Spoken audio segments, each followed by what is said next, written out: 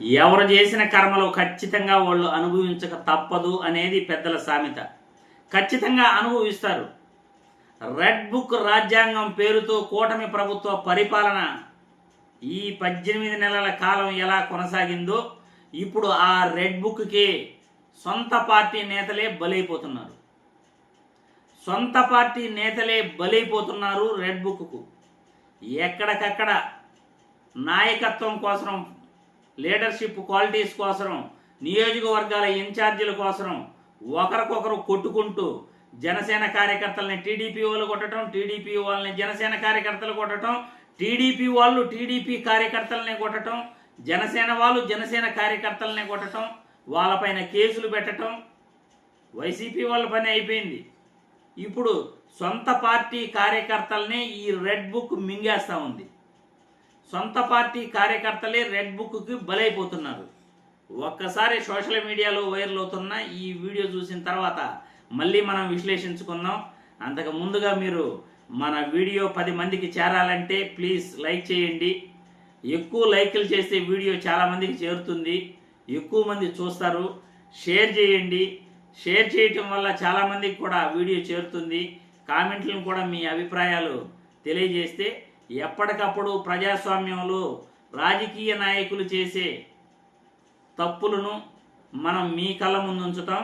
ఇప్పుడు సోషల్ మీడియాలో వైరల్ అవుతున్న ఈ రెడ్ బుక్కు సొంత పార్టీ కార్యకర్తలు ఎలా బలవుతున్నారో ఒక్కసారి ఈ వీడియో చూసిన తర్వాత మళ్ళీ మనం చర్చించుకుందాం. రెడ్ బుక్ అనేటటువంటి పిచ్చి కుక్క. నేను నారా లోకేష్ గారిని అంటల్లా, ఆయన చేతిలో ఉన్న రెడ్ బుక్ అంటా ఉన్నా. మళ్ళీ మార్క్ మై వర్డ్స్, ఆ పిచ్చి కుక్క ఎటు పడితే అటు వెళ్ళిపోతుంది. ఇప్పుడు రెడ్ బుక్ అనేది ఒకరోజు జర్నలిస్టుల మీద కొలుతారు, ఓ రోజు YSR Congress party social media యాక్టివిస్టుల మీద కొలుతారు, ఇంకో రోజు వైఎస్ఆర్ కాంగ్రెస్ పార్టీ నాయకుల మీద కొలుతారు, ఓ రోజు ఉద్యోగస్తుల మీద కొలుతున్నారు, ఓ రోజు ఐఏఎస్లు, ఇంకో రోజు ఐపీఎస్లు. ఇప్పుడు జనసేన వాళ్ళ వంతు వచ్చింది. కాలు కాలు కీలు కీలు తీసి మడత పెట్టి కింద కూర్చోబెడితే ఇప్పుడు జనసేన వాళ్ళకి ఇచ్చారు యోగి ఆదిత్యనాథ్ ట్రీట్మెంట్. ఇప్పుడు దీనికి ఏం సమాధానం చెబుతాడు?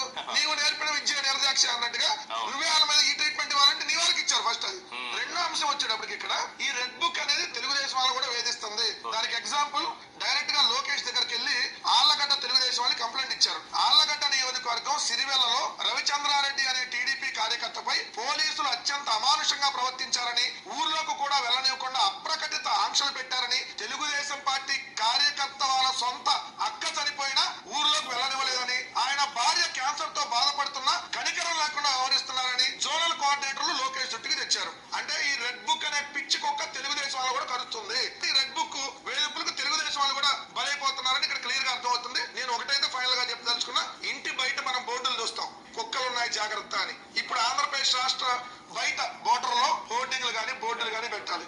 ఎందుకంటే ఏమని పెట్టాలి? ఆంధ్రప్రదేశ్ రాష్ట్రంలో రెడ్ బుక్ అనే పిచ్చి కుక్క ఉంది. చూసారుగా.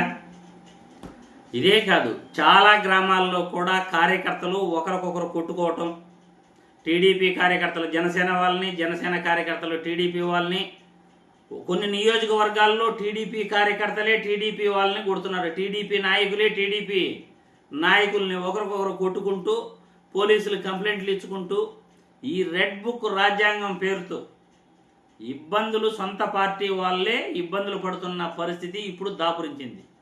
జగన్మోహన్ రెడ్డి బర్త్డే రోజు ఒక కార్యకర్త గర్భిణిని వేధించాడు అని నారా లోకేష్ బాబు నీచ రాజకీయానికి దిగితే ఆ కార్యకర్త వైసీపీ కార్యకర్త కాదు, జనసేన కార్యకర్త అని వాళ్ళ చెల్లెలు బయట వచ్చి వీడియో రిలీజ్ చేసింది.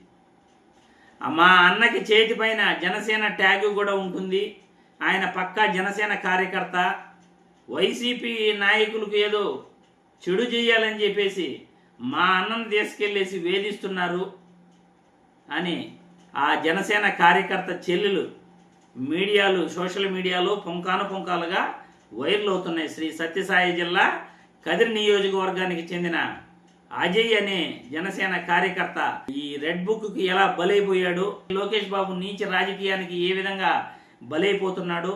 ఈరోజు రెడ్ బుక్ పేరుతో కూటమి పాలన అరాచకం, ప్రజలకు మంచి చేసేదేమీ లేదు. కానీ వీళ్ళు కక్ష సాధింపు చర్యలు, డామినేషన్, ఈగోలతో ఈరోజు రాష్ట్రంలో శాంతి భద్రతలకు విఘాతం కలిగిస్తూ రాజకీయ పార్టీల కార్యకర్తల్ని వేధిస్తున్నారు, వాళ్ళ హక్కుల్ని హరిస్తున్నారు.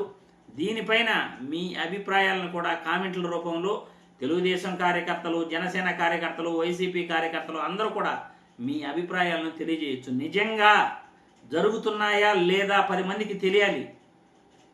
ఎందుకంటే మీకు ఎక్కడెక్కడ అన్యాయం జరుగుతుందో, మొన్న పూతలపట్టులో కూడా తెలుగుదేశం కార్యకర్తకి అన్యాయం జరిగింది. అతన్ని తీసుకెళ్ళేసి రాత్రంతా జైల్లో పెట్టారు.